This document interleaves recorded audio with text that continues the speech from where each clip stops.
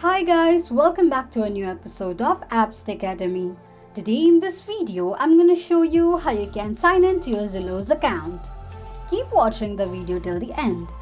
To sign into your Zillow's account, firstly go ahead and launch open your Google search. On the search box at the top, type in www.zillow.com and make a search. It will take you to the official page of your Zillow's account. Tap on Sign In at the top right corner of the page. On the next page, enter your email address and password associated with your Zillow's account and tap on Sign In. In case if you don't remember your password, tap on Forgot your password option.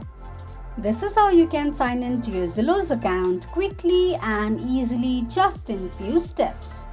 If you have any thoughts or queries, let us know in the comments section. Don't forget to subscribe to our channel.